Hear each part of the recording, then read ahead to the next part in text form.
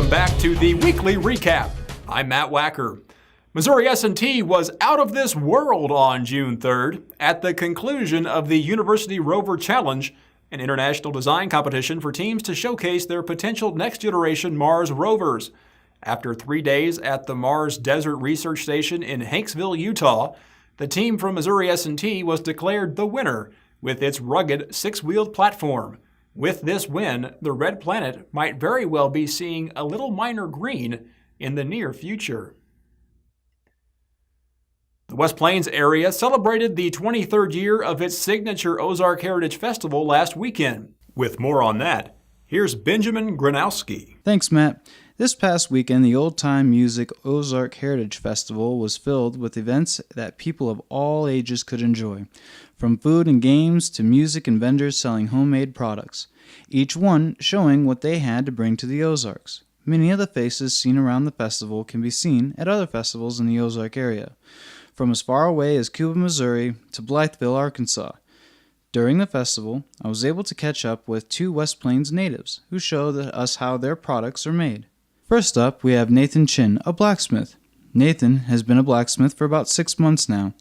He does it as a hobby with a small group of friends, and he says it's a fun hobby to pick up and encourages people to do so.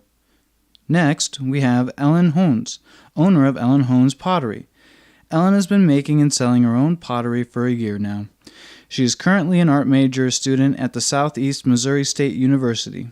Ellen lets us know that when she first started making pottery, it was just for the class, but the more she did it, the more she fell in love with it. The festival also had tons of amazing foods, from modern-day deep-fried foods to foods that were being cooked in Dutch ovens, showing the big difference in times, but both undoubtedly being a part of the Ozarks. Besides food, the festival also attracted musicians from all over the Ozark. Names such as James River Drifters, Colbert Brothers, Creek Stink, and the Rowe Family Singers. Here's a short clip of some of the music that could be heard at the festival. And with this, back to you, Matt.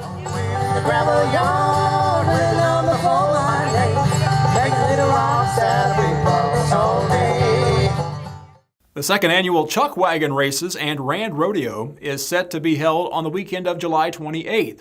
The event will be hosted at the Flying R Ranch, 30 miles west of West Plains. According to West Plains Marketing Director Todd Shanks, last year's event brought over 2,000 attendees to the area, with over 50 teams competing. This year's event will include a special fundraiser for those in South Missouri counties affected by April's flooding. Camping and vendors will be available at the ranch, so get your reservations now. Missouri Congressman Jason Smith was in the Rolla area to pay a visit to the Fugitive Beach. Smith held up the establishment as a promising local business and source of tourism revenue. Smith went on to say that most businesses in Missouri were small and employed over half of the state's workforce. Smith stated that one of his biggest priorities is to keep the government out of the way and let businesses like the Fugitive Beach run things the way they need to.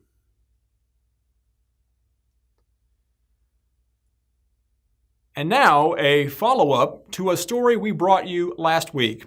We had a chat with Salem student Makayla Cahill, winner of the 8th Congressional District Art Competition.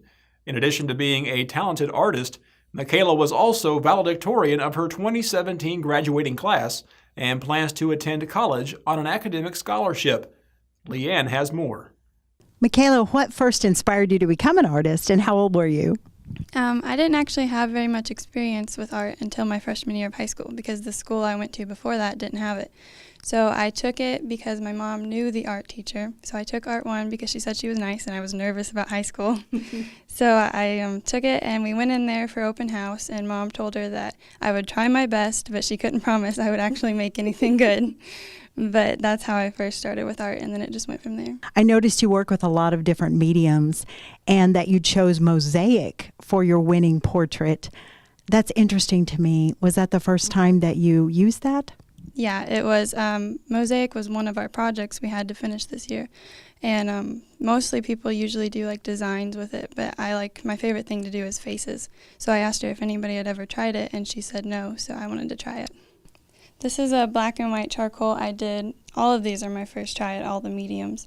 Is this the first time you've won an art competition? My junior year and senior year of high school, I won districts both years, and I won a scholarship at the Young Artist Showcase in St. Louis this year, and I've actually been to the congressional show before in the top 10, but never made it to D.C. What is your favorite medium so far? I actually really liked the mosaic, but it was probably my hardest. A lot of blood, sweat, and tears actually went into it because I had to cut all the glass by hand. What's next for Makayla Cahill? Are you going to school in art, or what are you going to do after high school? Yep, I'm going to William Woods University in Fulton, and I'm going to try to become an art teacher. I want to be like my art teacher. Matt, back to you. Summer is upon us, and nowhere was that more apparent than in downtown Rolla last weekend. Summerfest 2017 kicked off with the cruise-in from St. James and the crowning of Miss Route 66. Festivities included a car show, dog show, children's bicycle race, as well as plenty of food and refreshment. The night concluded with a showing of the movie Zootopia in the bandshell. This year marked the 23rd annual Summerfest, and the event, much like the climate these days, is only getting hotter every year. The Lebanon Parks and Rec Department hosted the 15th annual Kids Fishing Day at Nelson Park on June 3rd. Let's take a look.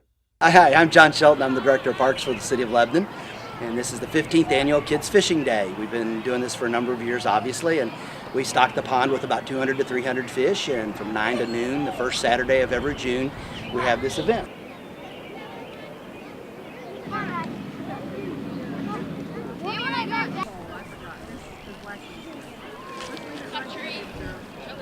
We have several good sponsors. We have free food, the bounce house, the fire trucks. And it's a good thing about this is it's a great event for kids to come get a good experience fishing for the first time. So many times you take little ones to the lakes or the rivers and they don't have much success with catching fish. And here, these poor little fish have just got dumped in here and they're really aggressive and really want to eat.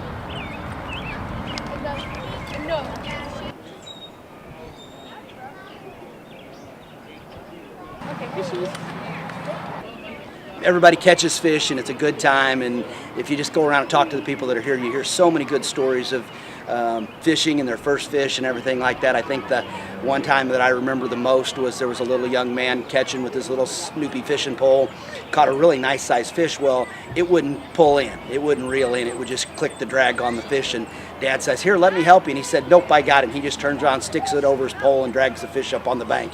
And I thought I was going to laugh forever. It was funny. So those are the great stories we see here every year, and it's just a good time. It's family and fun and a little bit for everybody. Finally, a man from Allentown, Pennsylvania, proves that sometimes we just need someone to lean on. Pennsylvania State Police say that 51-year-old Larry Kaiser repeatedly called 911, but instead of emergency services, he just wanted someone to talk to. Kaiser, who was a tad bit intoxicated during his calls, was warned to stay off the line unless he had a real emergency.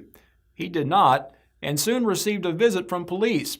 After telling the officers he would stop, they left, and shortly thereafter, Kaiser called again. He's now in jail, where hopefully someone is listening to his problems. That's all for now. I'm Matt Wacker. Thanks for watching the weekly recap. I'll see you next time.